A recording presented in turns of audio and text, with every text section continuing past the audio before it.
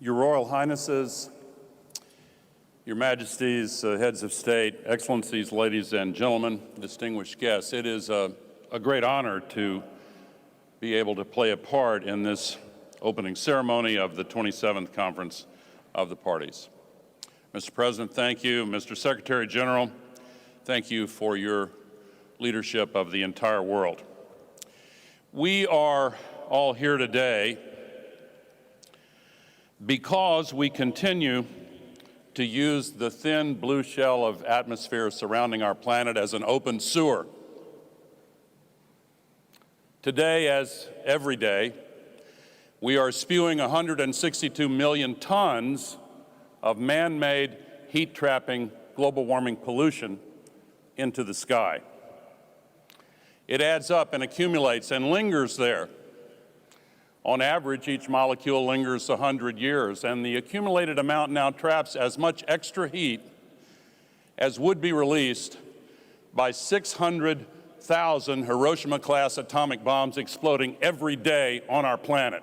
That's why we're seeing these disasters. And the pattern is very clear. It's getting steadily worse. We have a credibility problem, all of us. We're talking, and we're starting to act, but we're not doing enough. It is a choice to continue this pattern of destructive behavior. We have other choices. In my faith tradition, I learned a teaching that is common to all three of the Abrahamic religions, that God has set before humanity a choice between blessings and curses, between life and death. We face that choice today. We can continue the culture of death that surrounds our addiction to fossil fuels by digging up dead life forms from eons ago and burning them recklessly in ways that create more death, including 8.7 million people every year that die from the air pollution, principally caused by the burning of fossil fuels. The curses that we are continuing to choose are ever more apparent. We saw them on that amazingly powerful film, 1/3 of Pakistan underwater, 1,700 people killed. A heat wave in China that lasted 70 days with the heat above 40 degrees, 104 Fahrenheit, over a vast area of China. Stronger storms, bigger downpours, rain bombs, worse floods. Another million displaced in Nigeria 2 weeks ago. Another million in Chad a few days after that. The Nile Delta being salinated, just as Hannibal's fields were salted. We are causing the salting of the greatest agricultural area in Egypt, as well as in the Mekong Delta and elsewhere. Droughts are drying up the mighty Mississippi River in my country, the Tigris and the Euphrates in the cradle of civilization, the Po River in Italy, the Loire in France, the Rhine in Germany. All over the world, the greatest reservoirs in North America, Lake Mead and Lake Powell, are reaching what is called dead pool status. Starvation and famine in the Horn of Africa. Devastation in Madagascar. And the areas of our world that are presently considered by doctors uninhabitable because of the combination of heat and humidity are relatively small today, but they are due to expand to the point where experts are predicting as many as 1 billion climate migrants crossing international borders in the balance of this century.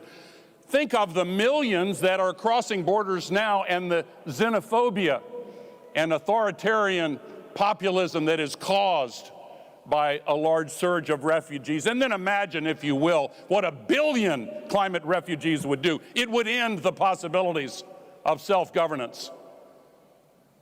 We have to act. We know that tragically, across the nations of Africa, these impacts are even worse, and in the Pacific Islands and elsewhere, and the poor suffer the most.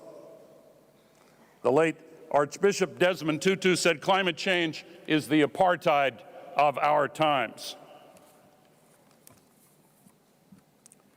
We don't have to choose curses. We can choose blessings, including the blessings of renewable energy. We are now in the early stages of a sustainability revolution that has the magnitude of the Industrial Revolution and the speed of the digital revolution. If we invest in it and stop subsidizing the culture of death, we can save ourselves. Dollar for dollar, each dollar spent in renewable energy creates 3 times as many jobs as dollars spent in fossil energy. And this sustainability revolution is massively deflationary at just the time when the world is trying to find new ways to battle inflation. The International Energy Agency has called solar energy the cheapest energy in the entire history of the world. And Africa can be the renewable energy superpower. Africa has 40% of the entire world's global potential for renewables. The potential for solar and wind in Africa is 400 times larger than their total fossil fuel reserves. And these are real possibilities. This is not pie in the sky. If you look at all of the new electricity generation installed worldwide last year, 90% of it was renewable because it is cheaper almost everywhere, and in 2 years it will be cheaper in 100% of the world. But it is not enough to simply increase our support for clean energy if we are simultaneously backtracking on our commitments against developing and financing fossil fuels. The world's leading scientists and energy experts have told us that any new fossil fuel development is incompatible with 1.5 degrees as the limit to the temperature increase. Mr. Secretary General, you said we are on a highway to climate hell. We need to take our foot off the gas. We need to obey the first law of holes. When you're in one, stop digging. We have to stop making this crisis worse. We must see the so-called dash for gas for what it really is: a dash down a bridge to nowhere, leaving the countries of the world facing climate chaos and billions in stranded assets, especially here in Africa.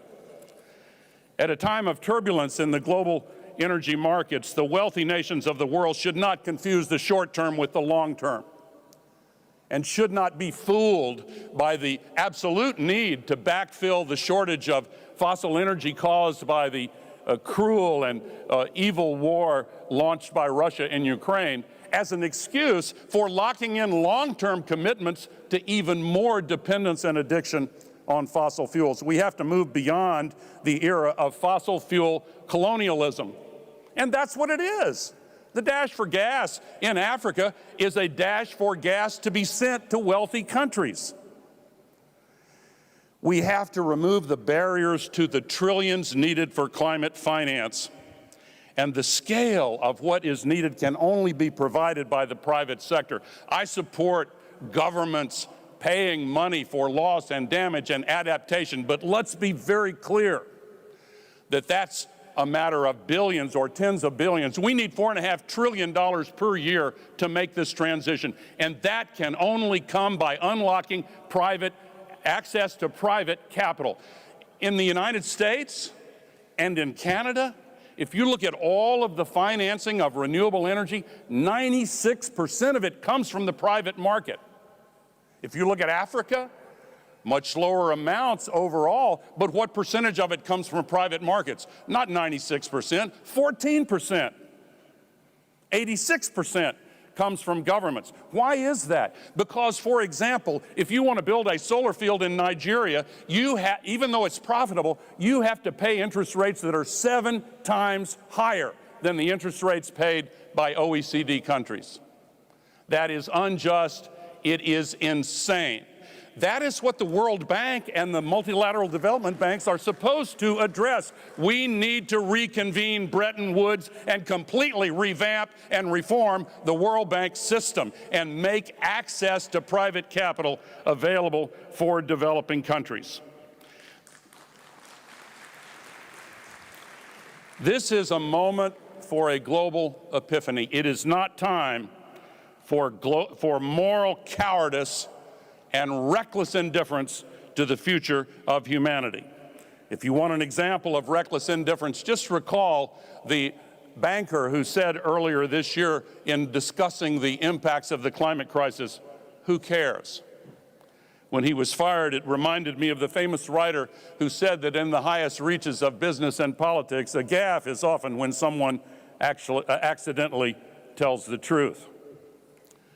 The truth is that all of us have limitations and weaknesses and vulnerabilities, but as human beings, we also have the God-given ability to rise above those limitations. The greatest leader of my country, Abraham Lincoln, once said, "The occasion is piled high with difficulty, and we must rise with the occasion." As our case is new, we must think anew and act anew. We must disenthrall ourselves, and then we shall save our country. And that is the way we can save our world. More is needed, but we have the basis for hope. Just days ago, the people of Brazil chose to stop the destruction of the Amazon. Earlier this year, the people of Australia chose to start leading the renewable energy revolution. Earlier this year, the people of my country chose leaders who enacted at long last the biggest and most ambitious climate legislation in the history of the world. The world has passed and enacted the Kigali Amendment. We have the basis for hope. If we actually do reach true net zero, the scientists tell us temperatures will stop going up with a lag time of as little as 3 to 5 years. And if we stay at true net zero, half of all of the man-made CO2 will fall out of the atmosphere in as little as 25 to 30 years. But we have to choose blessings instead of curses. We have to choose life over death. If we are truly to make this COP the one that drives implementation of the pledges made in Glasgow, we must equip ourselves with every tool and resource to facilitate our path to true net zero and work together to drive impact and increase accountability. I want to applaud the Secretary General for making transparency around these net zero goals a priority. And I'm proud that 2 days from now, Climate Trace, a nonprofit coalition of artificial intelligence experts and data scientists and researchers and NGOs, will announce the first inventory of site-specific facility sources of greenhouse gas pollution, the most detailed inventory ever assembled that can be used to identify exactly where all this pollution is coming from. There is a path that we can make from here to a future with hope. As a final point, I started by saying that we have a credibility problem, but we also have the ability to address it.